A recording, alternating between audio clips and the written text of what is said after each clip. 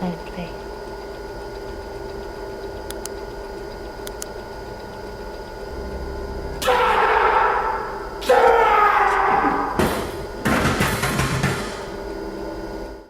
Hello, everybody. Here with the update on the project and what I've been up to. I've been working 2 jobs and trying to save the excess capital so that I can continue development. And obviously, working 2 jobs takes most of your time. So that's why it's been so long. But as soon as I have enough capital saved up, I'll continue development. As you know, economic conditions have worsened, so it's going to take longer than I expected to have enough capital saved up to continue. Just wanted to talk today a little bit about demoralization and how there's an entire industry that's risen around demoralizing men. Outrage porn or venting about the opposite gender. Basically, today we have an entire industry of men paid to demoralize other men. They scour the internet to find the worst examples of the opposite gender and then signal boost them. Many of these people I wouldn't even know about if it wasn't for them being promoted on large manosphere angled channels. The object of demoralization is inaction, getting men to do nothing because they feel that nothing can be done. Apparently, it works very well. Demoralization lowers the cost of a campaign or objective for those who support or assist it. Those who demoralize don't even necessarily have to know or understand the higher objectives they are promoting. So if you have country A that wants to invade country B, if country A just attacks them with, say, 100,000 troops, and they know country B has 100,000 troops, they might say, well, it's too costly. We might lose 50,000 troops. But if country A employs demoralization a few years before their attack, maybe half of country B's troops won't fight. And so they have a higher probability of success, they take lower losses, and they profit more in the end when they do attack. So the purpose of demoralization is just making objectives that those who demoralize want easier to obtain. There are multiple forms of warfare, and most forms of warfare are nonviolent: financial, economic, mental warfare, psychological warfare, biological warfare. Demoralization is a form of psychological warfare. And warfare does not have to be conducted against an enemy. Can be conducted against one's own population or a segment of a population in order to have them do something or not do something. It's in order to gain greater control over them. This is because control of people is very profitable. The ultimate goal of the people who are demoralizing us, whether that be economically or mentally, whatever their goal is, it doesn't have to be discreet. For example, if you hustle to make a certain amount of money, let's say you say, I want to make $1 million. That's a discrete goal. Once you reach $1 million, you stop. Then there are ongoing objectives. I want to make as much money as possible. And so you look at these billionaires who have more money than they could ever use. Why do they keep working? Why do they keep gaming the system? Well, because their objective is not discrete. It's make as much money as possible. And so when this is applied to demoralization, Demoralization is an ongoing objective. There's no discrete end to it. It's just weaken the target male population as much as possible and just keep going as far as you can go, especially if there's no pushback. There's a big difference between venting and advocating for a solution. You notice most of these channels simply vent. They read articles and stuff. The purpose of these channels is not to actually solve the problem. Often those who profit from the existence of a problem have a financial disincentive to advocate for the solutions for said problem. Without crime, what need is there for police? Without an enemy, why do you need a standing army? Without tons of disenfranchised and sexually frustrated men, why would we need a slew of channels complaining about women all the time? It would simply be ignored as men use their sex bots. All of the technological advances we've had, pretty soon they're going to have AI that is close to what human beings can do. And they can't cure cancer. Well, is there money in curing cancer, or is there money in treating cancer? I know from personal experience in my own family, some of these cancer treatments for one injection cost about $9,600. But if you could get a one-time treatment, even if it cost twice that, 3 times that, and just cure it, it's obvious that you can make more money just treating it. So there's a disincentive to put money towards cures versus treatments.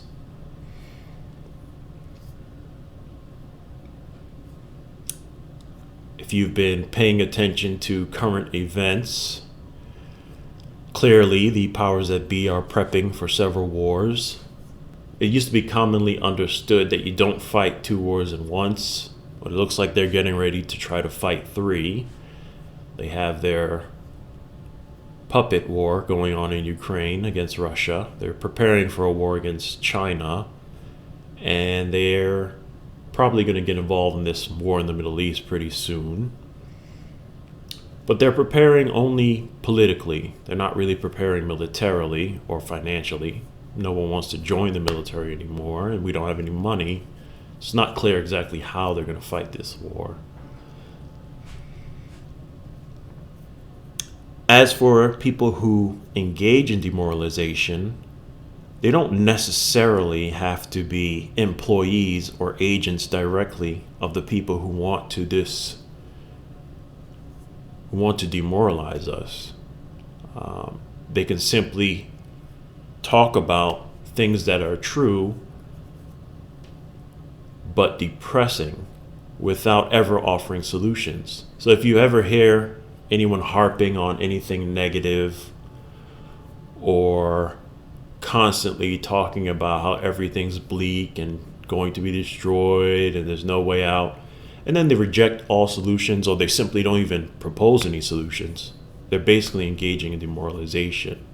They don't have to be on a payroll, even though many of these channels, in the times of economy as hard as this, they're getting thousands and thousands of donations somehow. I'm sure it's all completely organic.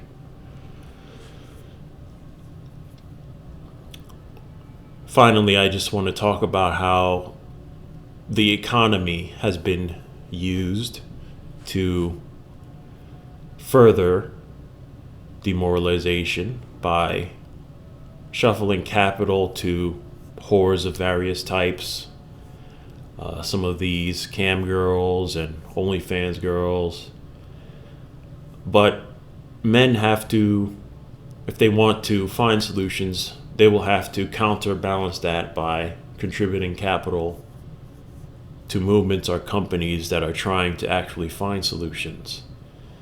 The imbalance of the flow of capital has to be addressed for any real progress to be made.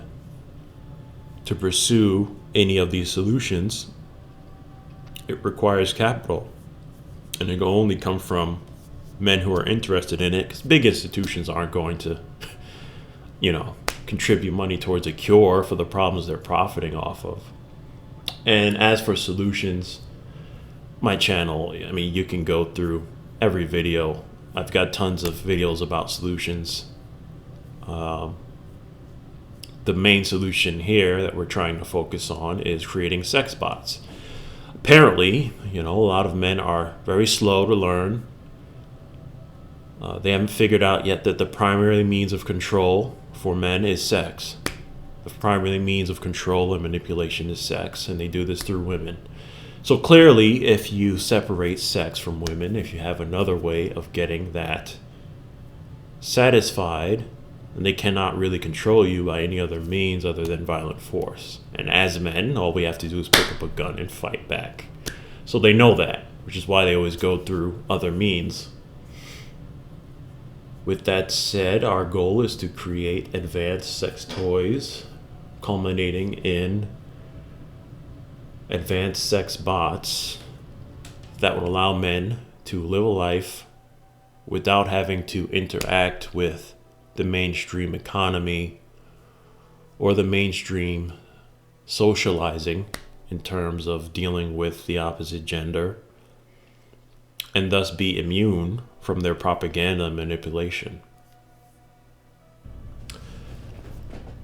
I'm not saying that one should contribute to a system that seeks to destroy them, that has maldistributed capital.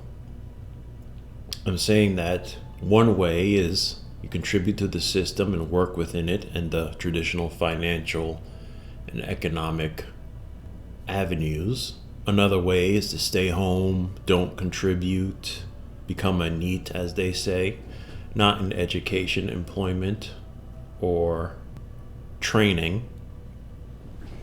But there's a third way, like this show is called. There are other options.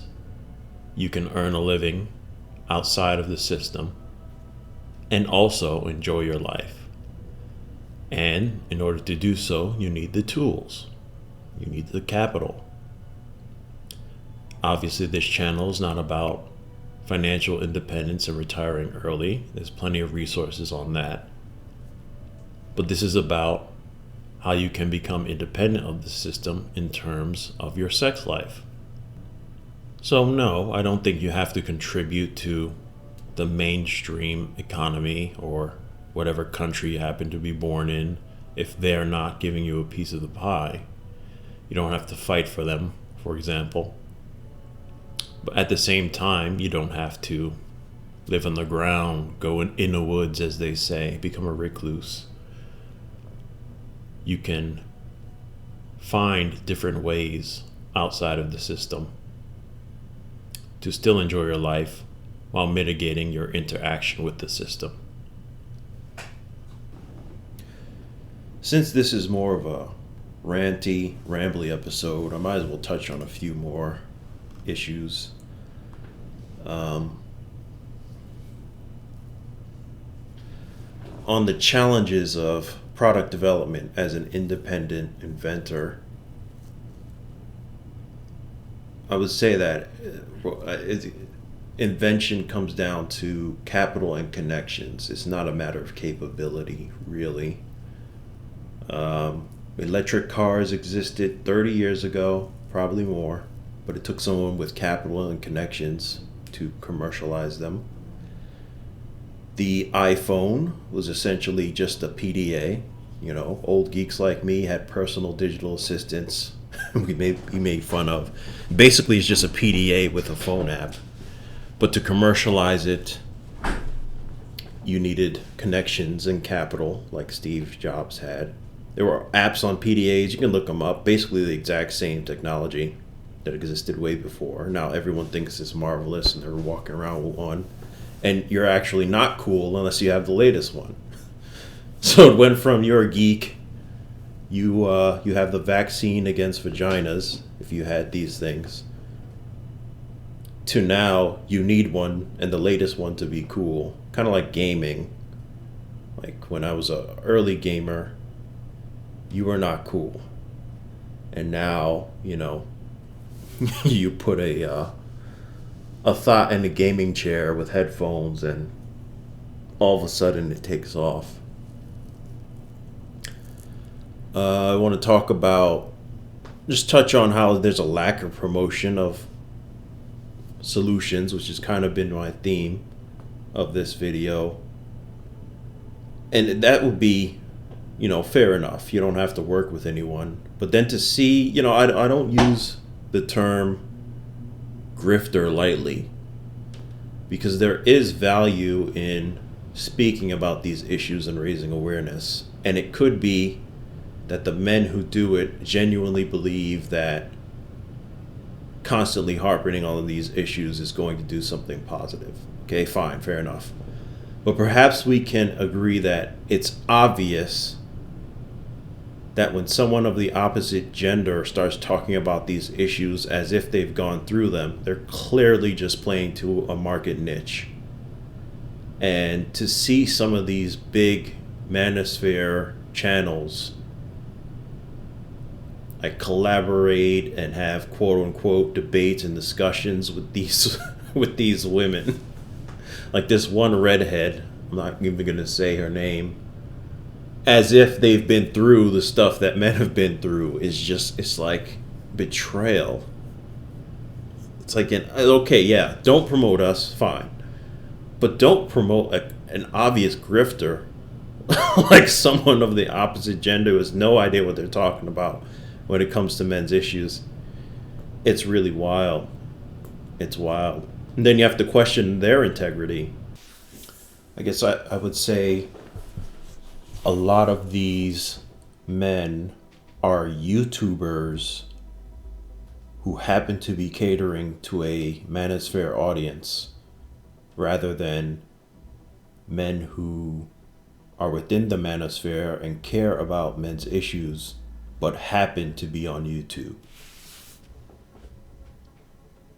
And you've seen men before, pivot to PUA stuff as long as it gets them more donations or whatever. So like they never really believed in the concepts they were sharing.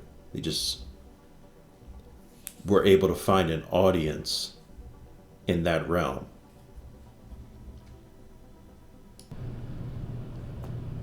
I don't know.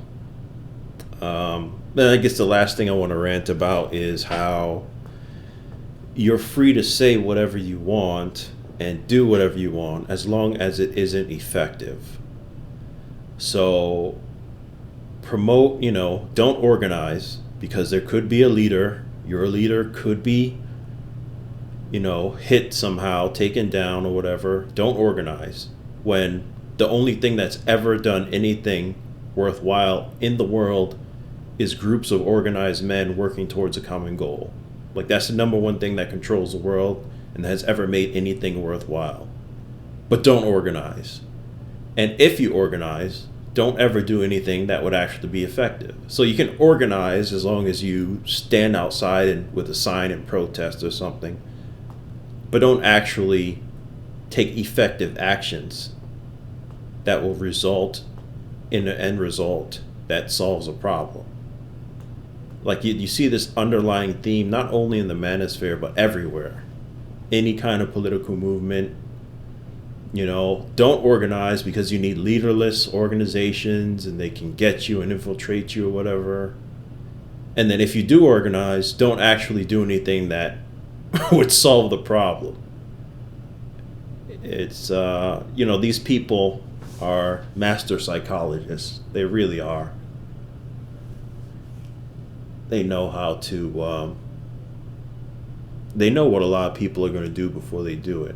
I have a whole theory on that, but that's not the topic of this channel and this video. I guess that's all. If this video seems disjointed, it's because it wasn't really scripted like my usual videos, because I don't have the time. I have to grind, to pay the bills, and to put money aside for more product development. I'll create another video or other videos when I have time about different topics, and I'll continue to try to find solutions to some of these problems and work on them. Follow who you like, watch who you like, but just keep in mind that all this negative talk And all this rejection of any solutions, or failure to promote solutions, or failure to provide possible solutions, is basically one giant demoralization campaign. And the information therein, the content, reading articles, I guess, if you call it content, therein should be taken with a grain of salt. Until next time, take care and good luck. We will need it.